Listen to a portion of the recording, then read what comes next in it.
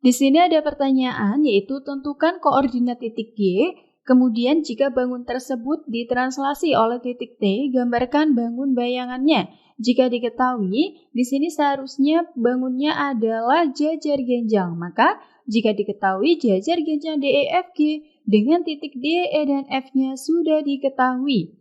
Untuk menjawab pertanyaan tersebut, maka langkah yang pertama di sini akan kita gambarkan dulu titik D, E, dan F-nya dalam bidang kartesius sebagai berikut. Kemudian, ketiga titik tersebut akan kita hubungkan dengan sebuah garis lurus. Sehingga dari sinilah, untuk membentuk jajar genjang, maka perlu kita ingat kembali pada salah satu sifat jajar genjang, yaitu sisi yang berhadapan panjangnya sama. Sehingga dari sinilah untuk mencari koordinat titik G-nya, maka kita akan menghitung dulu dari titik E ke titik D berapa satuan. Maka akan kita hitung 1, 2, 3, 4, 5, 6. Ternyata di sini ada 6 satuan. Maka dari sinilah supaya DE dan FG nanti adalah sama-sama 6 satuan, maka dari titik F ke kiri atau ke sumbu X negatif akan kita hitung juga sebanyak 6 satuan. Maka 1, 2, 3, 4, 5, dan 6. Ternyata berhenti di negatif 3. Maka di koordinat negatif 3,0 inilah sebagai titik G. Sehingga dari sinilah jika kita hubungkan keempat titiknya membentuk jajar genjang dengan DE sama panjang dengan DF dan GD sama panjang dengan FE. Sehingga dari sinilah untuk pertanyaan yang A itu terjawab bahwa koordinat titik G-nya adalah min 3,0. Selanjutnya, untuk pertanyaan yang B, maka perlu kita ketahui pada konsep translasi sebagai berikut.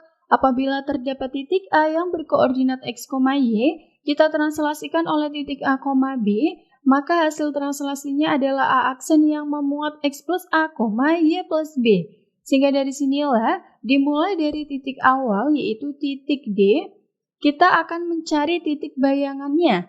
Maka titik D berkoordinat min 1,3 kita translasikan oleh sebuah titik yaitu 1,6, maka 1,6 ini sebagai A, B. Maka berdasarkan pola tersebut, hasil translasinya atau D aksennya adalah min 1 plus 1, 3 plus 6. Maka dari sinilah D aksennya adalah 0,9. Selanjutnya, untuk titik E, koordinatnya adalah 5,3. Maka, titik E ini kita translasikan oleh sebuah titik yaitu 1,6. Maka, hasil translasinya adalah E aksen yang memuat 5 plus 1, 3 plus 6. Sehingga dari sinilah, E aksennya adalah 6,9. Selanjutnya, titik yang ketiga adalah titik F yang berkoordinat 3,0. Titik F ini akan kita translasikan oleh titik 1,6. Maka dari sinilah titik bayangannya atau hasil translasinya adalah F aksen yang memuat 3 plus 1, 0 plus 6. Maka di sini F aksennya adalah 4,6. Dan titik yang terakhir adalah titik G yang sudah kita temukan tadi yaitu min 3,0.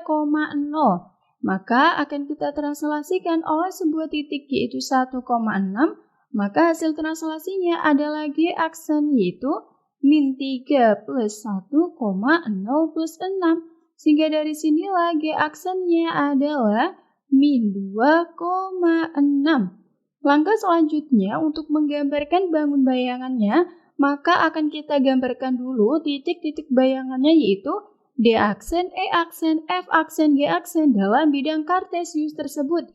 Dan kita hubungkan dengan sebuah garis lurus, maka terbentuklah gambar bangun bayangan dari jajar genjang DEFG tersebut yang juga bayangannya adalah sebuah jajar genjang D aksen, E aksen, F aksen, G aksen. Sampai jumpa di pertanyaan selanjutnya.